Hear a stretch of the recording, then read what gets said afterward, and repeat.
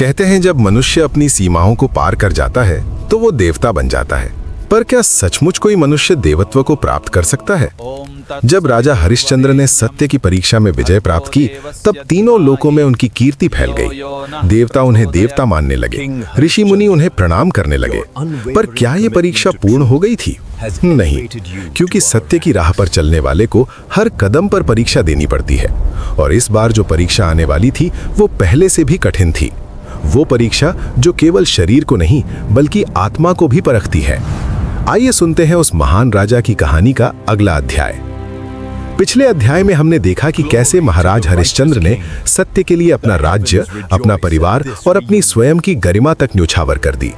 महर्षि विश्वामित्र की परीक्षा में वे खरे उतरे। देवताओं ने उन्हें उनका राज्य वापस दे दिया। उनका परिवार फिर से एक साथ आ गया। अयोध्या नगरी में पुनः खुशियां लौट आई। पर यह कहानी यहीं समाप्त नहीं हुई। राजा हरिश्चंद्र की परीक्षा अभी पूर्ण नहीं हुई थी। स्वर्गलोक में देवताओं के बीच एक नई बहस छिड़ गई। कुछ देवता कहते थे कि हरिश्चंद्र सचमुच महान है, पर कुछ अन्य देवता कहते थे कि उन्होंने केवल एक परीक्षा में विजय प्राप्त की है। असली महानता तो तब सिद्ध होती है जब व्यक्ति हर परिस्थिति में अपने धर्म पर अटल रहे। देवराज इंद्र के दरबार में यह बहस चल रही थी। तभी वहां धर्मराज यमदेव पधारे। यमदेव वे देवता हैं जो मृत्यु के देवता हैं। वे ही तय करते हैं कि कौन स्वर्ग जाएगा और कौन नरक। यमदेव की उपस्थिति में सभी देवता शांत हो गए। यमदेव ने कहा, हे देवराज इंद्र, मैं राजा हरिश्चंद्र की कथा सुन रहा था। निस्संदेह वे एक महान राजा है, पर मुझे एक प्रश्न है। क्या उनकी महानता केवल सत्य तक ही सीमित है? क्या उन्होंने करुणा की परीक्षा दी है? क्या उन्होंने त्याग की अंतिम सीमा को छुआ है? इंद्रदेव ने कहा, हे यमदेव, आपका क्या आशय है? यमदेव ने उत्तर दिया, मेरा आशय यह है कि सत्य बोलना एक गुण है, पर सत्य के साथ करुणा भी होनी चाहिए। सत्य के साथ त्याग भी होना चाहिए, और सबसे बड़ी बात, सत्य के साथ निस्वार्थता भी होनी चाहिए। मुझे लगता है कि राजा हरिश्चंद्र की एक और परीक्षा होनी चाहिए। इंद्रदेव ने पूछा, कैसी परीक्षा? यमदेव ने मुस्कुराते हुए कहा, वो परीक्षा जो मैं स्वयं लूंगा, और वो परीक्षा ऐसी होगी कि तीनों लोगों को पता चल जाएगा कि राजा हरिश्चंद्र सचमुच महान है या नहीं। अयोध्या नगरी में राजा हरिश्चंद्र का जीवन पुनः सामान्य हो चुका था।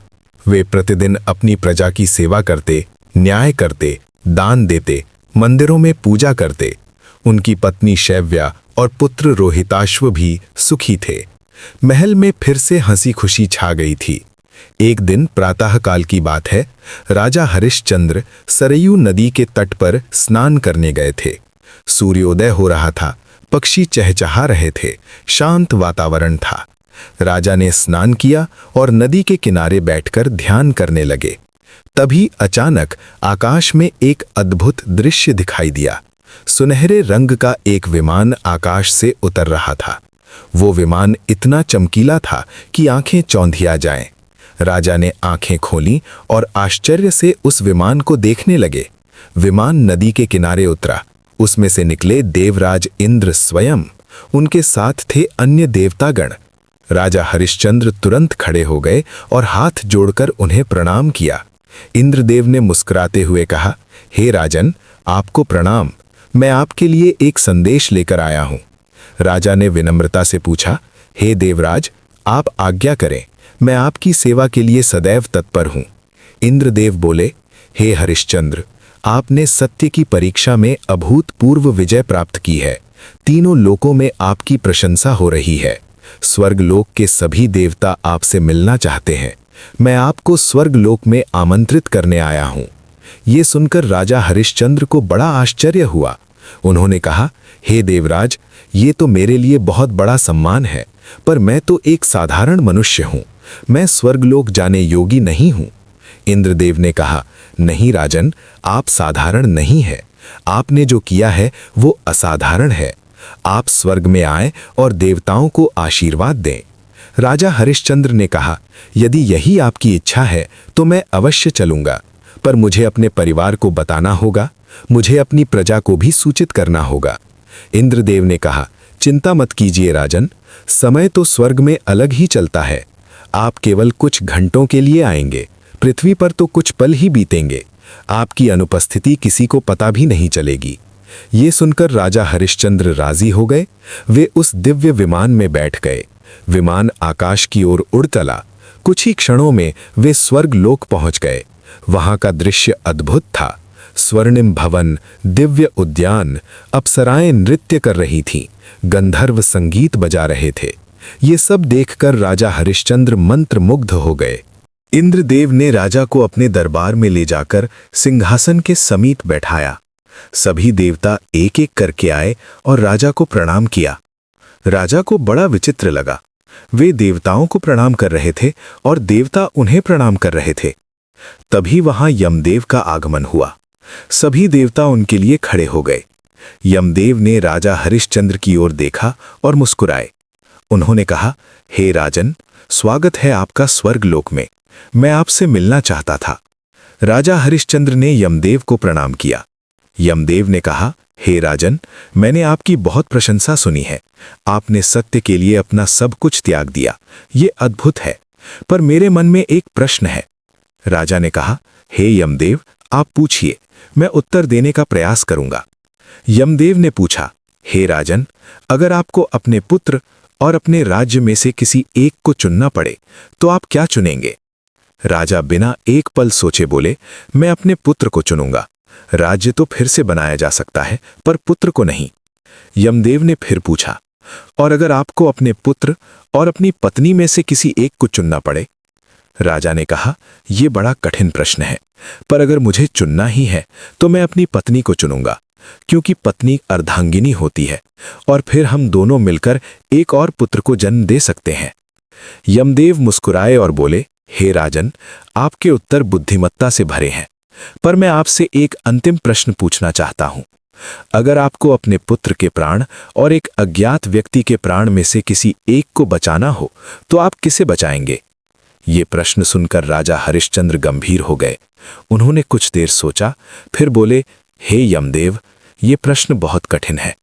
एक ओर मेरा पुत्र है जो मेरे हृदय का टुकड़ा है, दूसरी ओर एक अज्ञात व्यक्ति है जो भी किसी का पुत्र होगा, किसी का पति होगा, किसी का पिता होगा।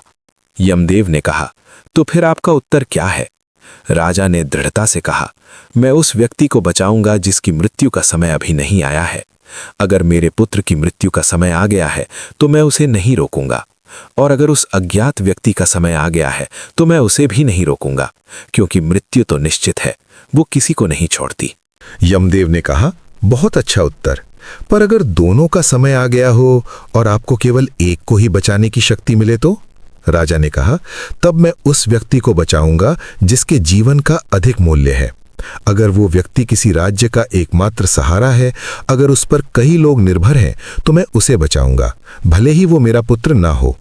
यमदेव ने कहा, और अगर आपका पुत्र ही वो व्यक्ति हो जिस पर कई लोग निर्भर हो? राजा ने कहा, तब मैं निष्पक्षता से निर्णय लूंगा। मैं देखूंगा कि दोनों में से किसका जीवन अधिक महत्वपूर्ण है और उसे बचाऊंगा। मेरा पुत्र होने से कोई अंतर नहीं पड़ता। सभी देवता राजा हरिश्चंद्र के उत्तर सुनकर मंत्रमुग्ध हो गए। इंद्रदेव ने कहा, हे यमदेव, अब तो आप संतुष्ट हुए? यमदेव ने कहा, नहीं इंद्रदेव, उत्तर देना आसान है। असली परीक्षा तो तब होती है जब व्यक्ति को वास्तव में उस परिस्थिति का सामना करना पड़े। मैं चाहता हूं कि राजा हरिश्चंद्र की वास्तविक परीक्षा हो। इंद्रदेव ने पूछा, आपका क्या आशय है? यमदेव ने कहा, मेरा आशय यह है कि हम राजा हरिश्चंद्र के सामने ऐसी परिस्थिति उत्पन्न करें जहां उन्हें सचमुच अपने पुत्र और एक अज्ञात व्यक्ति में से किसी एक को चुनना पड़े। तभी हमें पता चलेगा कि वे सचमुच निस्वार्थ हैं या नहीं। राजा हरिश्चंद्र ने कहा, हे यमदेव, मैं आपकी परीक्षा के लिए तैयार हूं। आप जो चाहे कर सकते हैं। मैं आपको वचन देता हूं कि मैं निष्पक्ष रहूंगा। यमदेव ने कहा, बहुत अच्छा राजन, तो सुनिए, मैं आपको एक दिव्य शक्ति प्रदान करता हूं। इस शक्ति से आप एक मृत व्यक्ति को जीवित कर सकते हैं, पर यह शक्ति केवल एक बार उपयोग की जा सकती है और इसका उपयोग अगले 3 दिनों में करना होगा। इसके बाद यह शक्ति समाप्त हो जाएगी। ये कहकर यमदेव ने राजा हरिश्चंद्र को एक दिव्य मंत्र सिखाया। उन्होंने कहा, जब भी आप इस मंत्र का उच्चारण करेंगे, एक मृत व्यक्ति जीवित हो जाएगा, पर याद रखिए, केवल एक बार। अब आप वापस पृथ्वी पर जाइए और अपनी परीक्षा का इंतजार कीजिए। राजा हरिश्चंद्र ने यमदेव को प्रणाम किया और वापस उस दिव्य विमान में बैठ गए। कुछ ही क्षणों में वे अयोध्या लौट आए। जब वे महल पहुंचे तो उन्हें लगा जैसे कुछ पल ही बीते हों, पर उनके मन में यमदेव के शब्द गूंज रहे थे। वे सोच रहे थे कि आखिर कैसी परीक्षा आने वाली है। पहला दिन बीत गया, कुछ नहीं हुआ। दूसरा दिन भी शांति से बीत गया। राजा सोचने लगे कि शायद यमदेव ने केवल उनकी परीक्षा ली थी, कोई वास्तविक परीक्षा नहीं होगी। पर तीसरे दिन प्रातः काल में एक भयंकर घटना घटी। राजकुमार रोहिताश्व अपने मित्रों के साथ महल के बाहर खेल रहा था। तभी अचानक एक पागल हाथी वहां से गुजरा।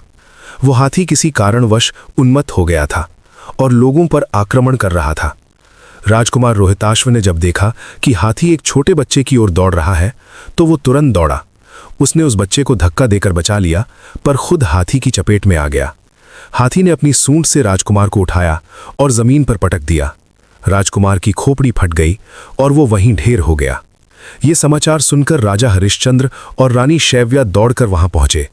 उन्होंने अपने पुत्र को लहूलुहान हालत में देखा। रानी चीख पड़ी और बेहोश हो गई। राजा ने अपने पुत्र को गोद में उठाया। उसके प्राण निकल चुके थे। राजा हरिश्चंद्र का हृदय फट गया। उनकी आंखों से आंसू बहने लगे। वे अपने पुत्र के शरीर को देख रहे थे और रो रहे थे। तभी उन्हें यमदेव के शब्द याद आए।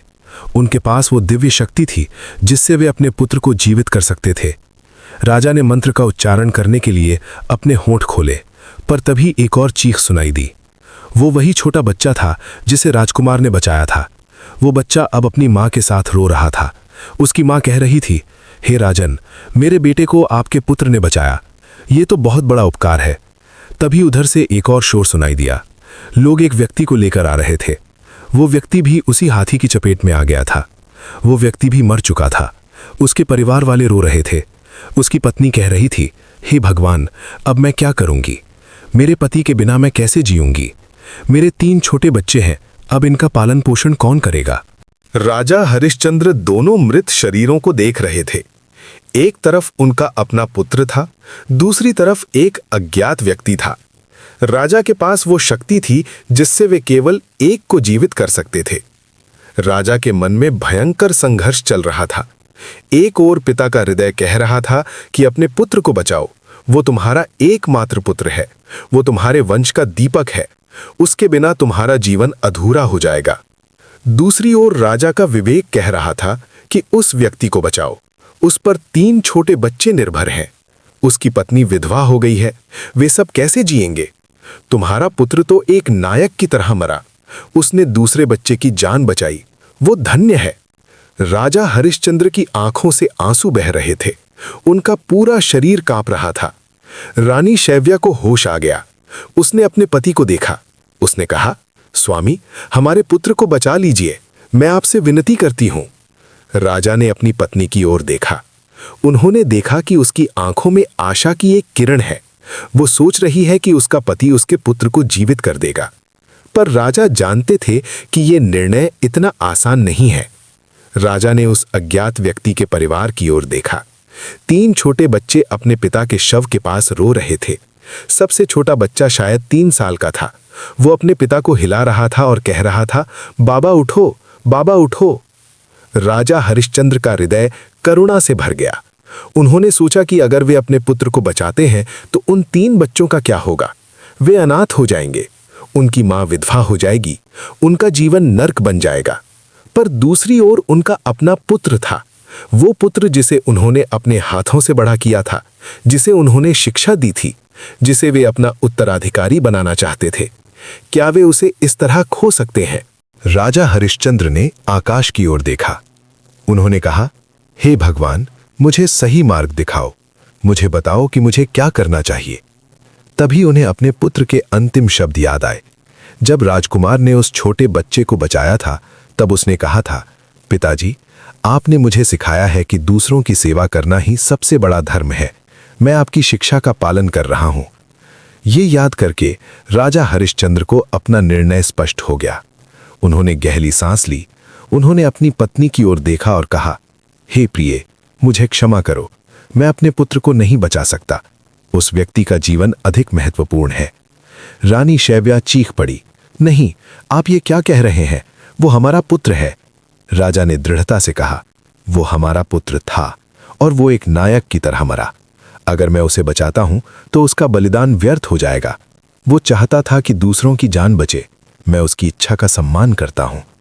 ये कहकर राजा हरिश्चंद्र उस अज्ञात व्यक्ति के पास गए। उन्होंने उसके सिर पर हाथ रखा और दिव्य मंत्र का उच्चारण किया। तुरंत एक चमत्कार हुआ। वो व्यक्ति जीवित हो गया। उसने आंखें खोली। उसके परिवार वाले खुशी से चिल्लाने लगे, पर रानी शैव्या जमीन पर गिर पड़ी। वो जोर जोर से रोने लगी। राजा हरिश्चंद्र भी अपने पुत्र के शव को गले लगाकर रो रहे थे। ये दृश्य इतना कारुणिक था कि वहां उपस्थित सभी लोग रो पड़े। तभी आकाश में एक दिव्य प्रकाश फूटा। यमदेव, इंद्रदेव और सभी देवता वहां प्रकट हो गए। यमदेव ने कहा, हे राजन, रुक जाइए। आपने अपनी परीक्षा में विजय प्राप्त कर ली। आप सचमुच महान हैं। यमदेव ने राजकुमार रोहिताश्व के शव पर हाथ रखा। तुरंत राजकुमार जीवित हो गया। रानी शैव्या की खुशी का ठिकाना न रहा। उसने अपने पुत्र को गले लगा लिया। यमदेव ने कहा, हे हरिश्चंद्र, आज आपने साबित कर दिया कि आप केवल सत्यवादी ही नहीं बल्कि निस्वार्थ भी हैं। आपने अपने पुत्र से अधिक एक अज्ञात व्यक्ति के जीवन को महत्व दिया। ये महानता की पराकाष्ठा है। इंद्रदेव ने कहा, हे राजन, आज से आपका नाम स्वर्ग में लिख दिया गया है। जब आपकी मृत्यु होगी तब आप सीधे स्वर्ग में आएंगे और वहां आपको देवताओं के समान सम्मान मिलेगा। राजा हरिश्चंद्र ने विनम्रता से कहा, हे देवताओं, मैंने केवल अपना धर्म निभाया है। ये कोई महानता नहीं है। ये तो हर व्यक्ति का कर्तव्य है कि वो दूसरों की भलाई के लिए अपना त्याग करे। इस तरह राजा हरिश्चंद्र ने एक और परीक्षा में विजय प्राप्त की। उन्होंने साबित कर दिया कि सच्ची महानता स्वार्थ में नहीं बल्कि त्याग में है। आज जब हम अपने स्वार्थ के लिए दूसरों को नुकसान पहुंचाते हैं, तब हमें राजा हरिश्चंद्र को याद करना चाहिए। क्या हम भी इतने निस्वार्थ बन सकते हैं? अगले अध्याय में हम सुनेंगे कि राजा हरिश्चंद्र के जीवन में आगे क्या हुआ। तब तक के लिए धन्यवाद मेरे प्यारे दर्शकों।